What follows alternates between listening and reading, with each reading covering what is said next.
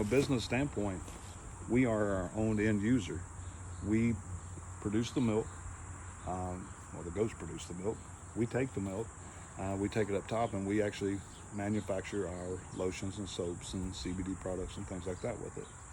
So, you know, our goal here is we want to keep going until we have at least 500 goats. Wow. So. And how many did you say you have now? Right at 200. Wow. Just a little over 200.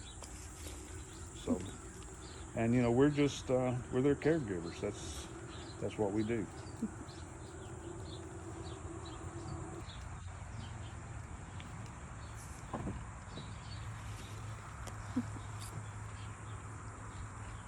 You know, they're easy to deal with.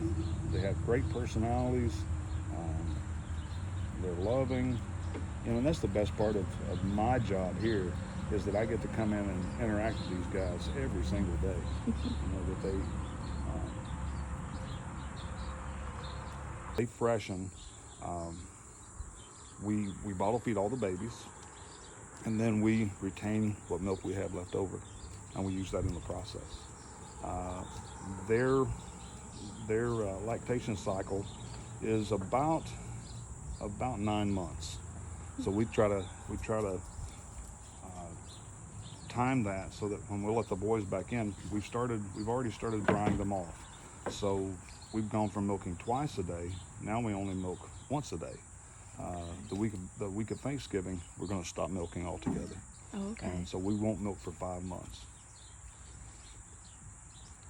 She's an odd one. You know, the thing with goats is I could take this nanny and put her with a black billy, and you never know what they're going to throw. Really? Yeah. I mean, it's like I have no other goat on the farm that looks like her. It is amazing to me how different they all look. Yeah.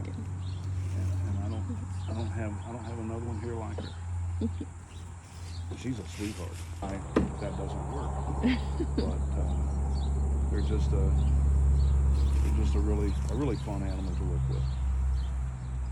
You know, me personally, Joe grew up. Joe did the FFA. He was in the FFA when he was in high school. You know, always wanted to be a farmer. Me, I never wanted to be a farmer. Never. I told my dad when I left that I would never come back here and that I would never have an animal on my farm. Yeah. And here I am, the general manager of a goat farm. Isn't that funny how it works out? I love every day of it. I love every day of it. I said the same thing growing up. Like I said, I grew up on a farm and I had no interest in ever.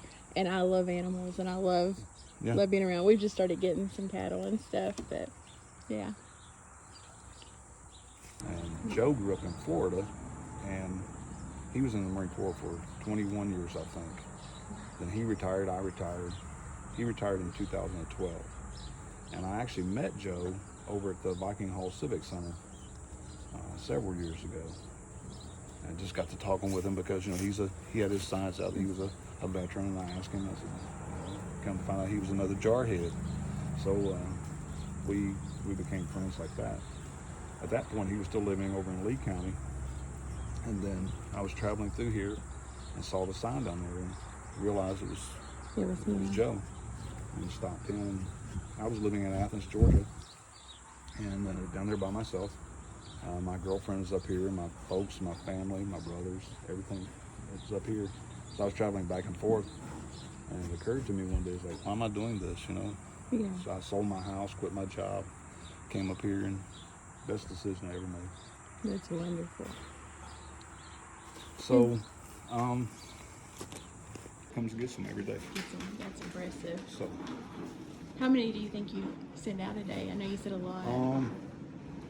And how many bottles of lotion would you say we ship out in a day, Bree? A typical day? On a busy day, I would say Thousands. a couple thousand. Wow. 2,000 to 5,000. It's get here, like these carts back here, those are orders that will be going out today, so far today. Wow. So That's a lot. typically we go by carts. I'm like, hey, Bree, it's going to be a 2-cart day. Our carts here, we'll take this cart and it will be 3 layers high, all the way back. Wow, that's impressive. Now remind me, how far did you say you guys ship as far as states? I know you're in We different go- states. We're everywhere from Washington State to California to Maine, the entire, everywhere throughout the U.S. How many stores do we have, Bree? How many? Yeah, We ballpark. are in over 1,000 stores at this point. Wow, So, that's impressive. and this started off with Shannon making 2 bottles at a time and filling them with a turkey baster. I can show you. Let me show you what the original bottles look like. I had one. That's what it started with. Wow, and you said she did 2 a day? She did 2 at a time. Wow. She would mix it, batch it, and the whole process to make those 2 bottles probably took her an hour. Wow. So she made 2 bottles, and then she would fill them with a turkey baster, and then start all over again. Wow. And now, like I said, in a typical day, we'll fill up to 5,000 bottles. Wow, what a difference. So like I said, we found this one. I'm like, I'm gonna keep that, just because It's because I don't blame you. you couldn't use it because it's so old. But look at that. Oh But wow. that's what it looks like. The history. Fragrances are in the front, all the way back to the lower sellers. And when the girls, when the orders come in, they take them, they go through the aisle, pick what they need, bring it back up, box it up, and we ship it out. So come on back, let me show you the actual. We fill over in this area, we process it in the back, we make the lotion, and when we make a batch of lotion, that batch of lotion will make about 100 8-ounce bottles. Wow. So at one time. And in a typical day, we'll produce about 20 batches. Wow. So that's That's a lot. yeah, that's a lot. So like I said, we have we make our soap. We have a cure for 8 weeks. It sits over here. But this is where we take the semi-finished product and actually finish it out. And finish it out. Yeah. Makes sense. So, Wow. but it's and as far as it's like there's different types of businesses. This started off as a kitchen table project. Yeah.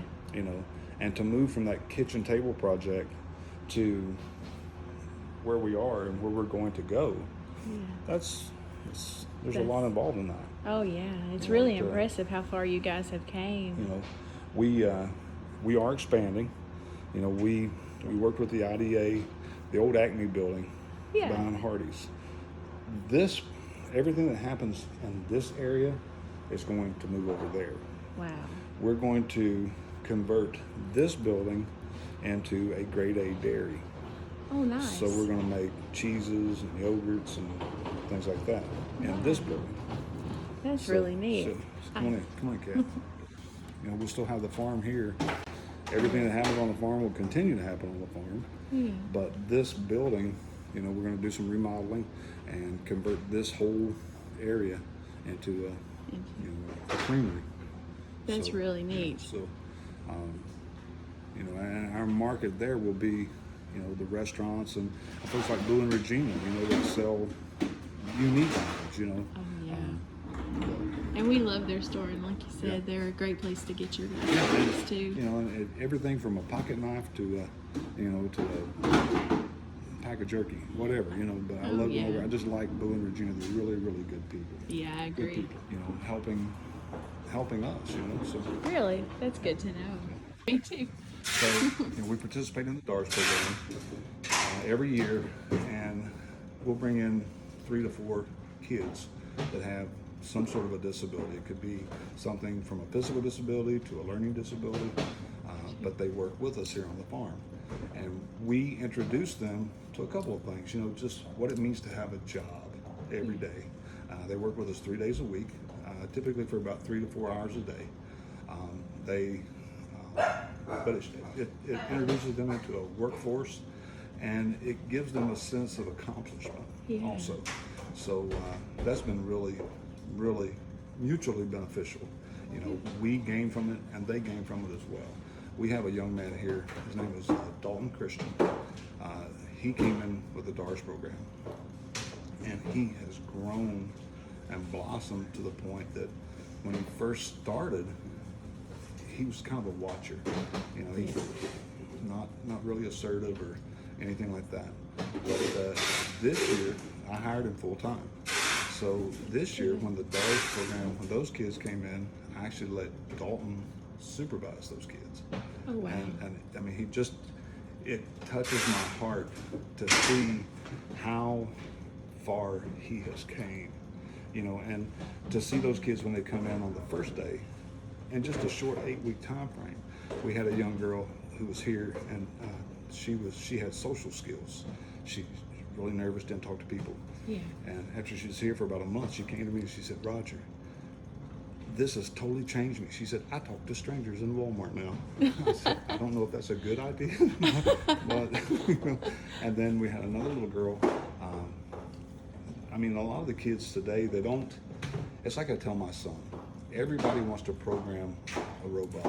Yeah. Nobody wants to build it. That's true. That's the world that we live in. So this little girl, she had never done a day's work ever. So she's here for a couple of weeks, and it was time to move some hay around in the barn. And she's out there, and it's hard work. I mean, you're moving hay. Yeah. Oh, yeah. And she said, "Whew, this is manual labor." Said, "Yes, darling, that happens on a farm. That happens every day." But it's been, like I said, it's been a positive experience. That's for, good. for everybody involved. You know, and Beverly and Allison and the folks that with the DARS program, super supportive, just really good people.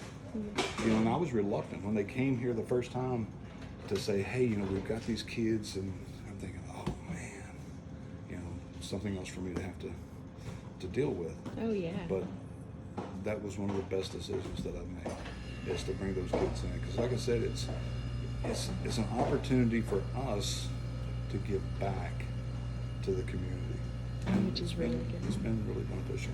That's wonderful. So they started off. He retired from the Marine Corps. He's a 2-time cancer survivor. Yeah. Just wanted to kind of get away, you know, just to isolate and, you know, the recoup, you know, from all the treatments and everything. And started off. He rented this little cabin. Kat could tell you what living in the cabin was like, but they started off this little tiny cabin.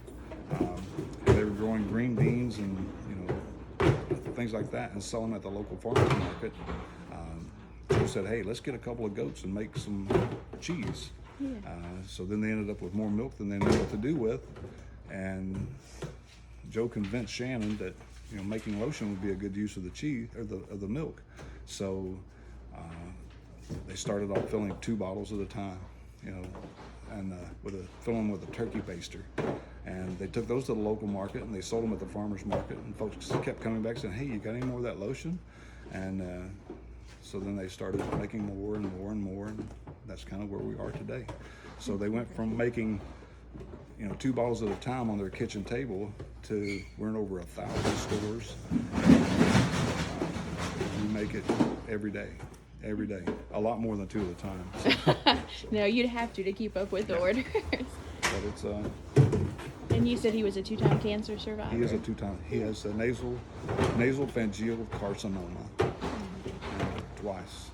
That's impressive enough to overcome without Well, not building all of only this. that he survived the actual cancer, but that he had the drive and the passion to do this. Because just to survive is one thing, but to thrive Oh, yeah. is something totally different. It's totally inspirational, Yeah, isn't it? It is.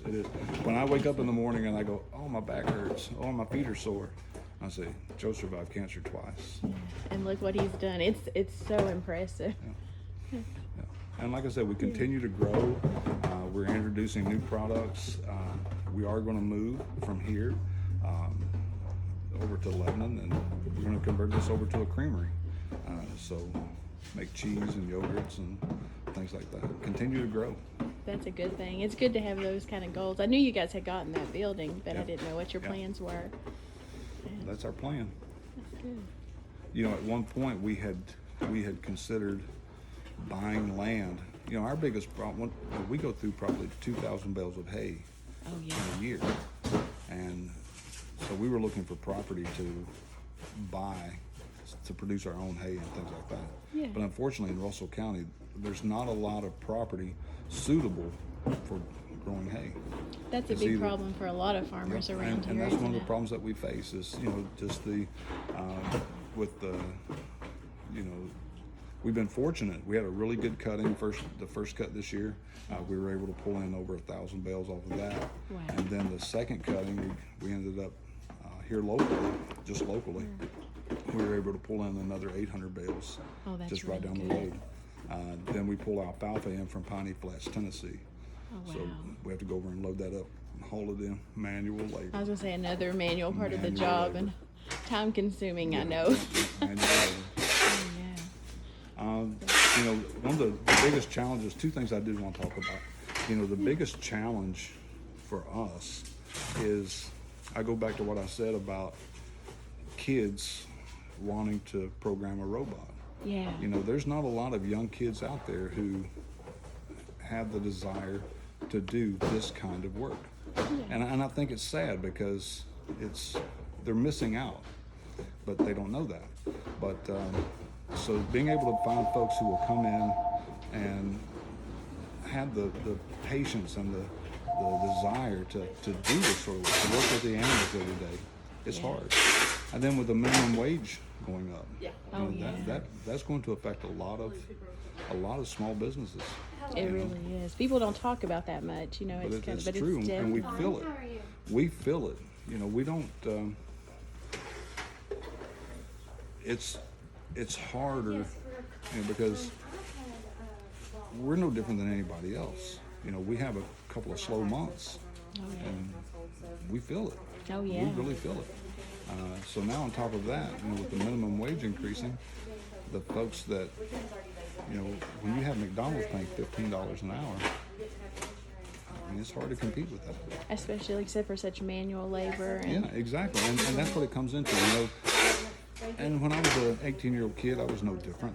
It's Yeah. like, hey, I can work at McDonald's and make $15 an hour, or I can go to the farm and make this much. Yeah.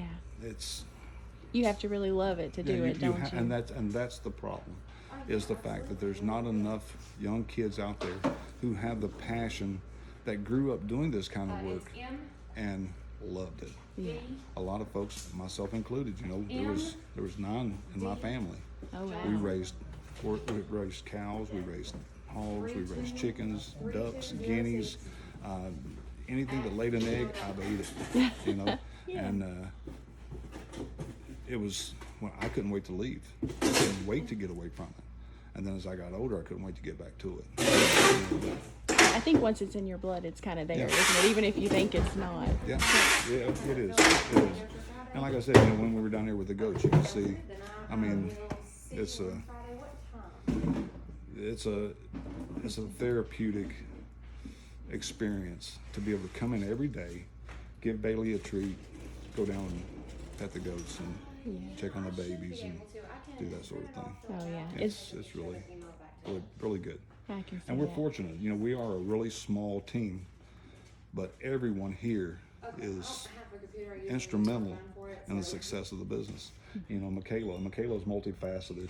She does everything here. She can run the filler. She can process. She can do anything in here. And then I can go to her and say, hey, I think one of the goats has a bad foot. She'll go down and take a look at that, doctor that. Bree runs, the whole. Bates Family Farm, this is She's Michaela if from you the call Bates. Bates Family Farm, 99% of the time, Bree's going to be the one you speak with. Kat is, like I said, that's Joe and Shannon's daughter, and she, every bottle that's here, she's processed it. Wow. That's what she does. She makes all the lotions and soaps and things like that. That's her part of it. My brother Alan, he works here for me, and he's kind of like the doodad guy. It's like, hey, I need this built, I can do that. I need this fixed, I can do that. So. Oh, I like But that. like the stands over here. These are the stands that I was telling you about. Cabinet right here. Joe takes that to the trade show with him, but it just broke apart. So he said, throw it away. But I know he uses it for all the trade shows. Yeah. So I told Alan, I said, is there any way we can fix that? He said, I can do that. So he fixed it, you know, but like the stands, you know, these are actually, we build all the stands and we supply them to the stores. But it's kind of cool, you know, to see this load of lumber that was in the back of the truck Turn into turn that. into something like this, you know. I don't know very many businesses that supply such beautiful stands, and it's nice. I'm surprised you guys build those too. Yeah, we everything. I mean, all the stands we got, and there's several. You know, we do a lip balm stand, we do a 5-cent stand, you know, an 8-cent stand. This is a wall unit. This is the biggest stand that we actually make. But you know, those are targeted for folks like Goes on the Roof, places like that down in Gatlinburg. You know, where you have a lot of foot traffic. And that's you know, Regina has a stand like this over there. So like I said, as a matter of fact, she has the very first stand. The very first, The which is very impressive. first stand that I made. That's really special. I can see why she doesn't want to give that up. Yeah, so, but if I were to give, if there was someone who was looking to say, hey, I want to be a farmer, I would tell them, animals don't care if it's Christmas Day or Thanksgiving Day or the 4th of July, Easter, they don't care. They still have to be cared for. So it's kind of it's a 7-day-a-week job. It really is. And there's not a lot of money in farming. I mean, folks, you know, they see them, take them to the market and, you know, sell a steer for $2,000. But what they don't realize is everything that went into raising that animal to that point, it's expensive. It is. Know your resources. Know what you have and what best to do with it. If you have an acre of land, you're probably better off growing chickens than cattle. You know, realize that not everyone is going to share your passion, and that finding help sometimes is the absolute hardest thing that you're gonna find. And you know, of all the folks that come through here, you know, if I have 10 people come in, I'll plan on one of them staying. Because that's typically the way, you know, it's like they start off great and then they just kind of, their flame goes out. And they don't come anymore. But know that, you know, you're going to start off working long hours by yourself to save money. And then when you get to the point that you can actually afford to pay someone to come in and help you, you're going to have a tough time finding folks that want to come in and that are going to do it like you want it done. And with farming, you have to be pretty specifically. Exactly. I mean, there's a routine that we go through every day. You know, these guys get fed this much. These guys get fed this much. These guys get fed. They get water twice a day. You know, they have water constantly, and just from the health of the animals, you know, that's our livelihood. Lotion is where we make our money, but down there is where it all. That's where it all happens. Without the goats, you have nothing. We're done. We're done. So that's a really critical part. And that's why folks like Alan and Michaela are so critical here, because, you know, to be able to monitor their health and to provide for them, and just to identify they're kind of lethargic. They may not be sick, but they're just kind of they're not happy. Let's see what's going on. So it's a very rewarding job if you have that love for the animals and for that type of lifestyle. If you can't go into it wholeheartedly and really enjoy what you're doing, do something else. Do something else. I think that's good advice across the board, but definitely with farming, but across the board. It's tough some days. You know, it's like I said, when we're birthing 100 babies, that's. And you said last year they did come on Christmas. The 4th of December. We started having babies the 4th of December. And we had them nonstop for about 30 days. And then we called a break. For about a month, we didn't have any more. And then it started all over again. Which it worked out great, because now I've got this group that I can deal with. We got them up to the point of where they could, you know, make it. And then, boom, here comes another group. So it's like we had a preschool class and a kindergarten class, and we moved them all through. So, which is nice. It's but like I said, to me, I've worked here for almost 2 years now, and I have yet, for the first time, got up in the morning and said, "Oh, I don't want to go to work today. That's impressive. Every day is different. Every day is a challenge, but I love every aspect of it. And Joe's the same way. It's like, this is Joe's passion. Yeah. You know, he does. Joe would do this if we didn't sell another bottle of lotion. He would still do this. He loves it that He much. loves it that much. He loves it that much. So, what do you think, Bailey? Did we forget anything? Did we forget anything? Just, I think the only thing else we had to talk about is if there was anything else you wanted to share, but You know, just the fact that we're proud to be a part of this community. And, you know, I grew up here. Everyone who's here, with the exception of, you know, the Bates family, we grew up in this area, and we know what it means to be a, you know, a hillbilly. And, you know, that's our biggest lure, I think, is the fact that, you know, folks come into Gatlinburg in these stores and they say, oh, look what the hillbillies made. You know, but we're proud to be a part of this community and to provide a service and employment and, you know, just to be a part of it. Because it's amazing that he's given you guys the opportunity to work close to home and Exactly. close to your families. And Exactly. It's you know, when I grew up back here, you couldn't buy a job. yeah, You could not buy a job. And to have something like this, not just a job, but something that you get up in the morning and look forward to going and doing.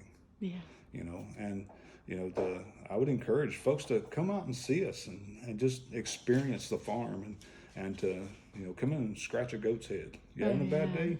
Come in and scratch a goat's head. It'll be all right. I can vouch for that. It makes you smile real quick. They're It'll be so all sweet. right. It'll be all right.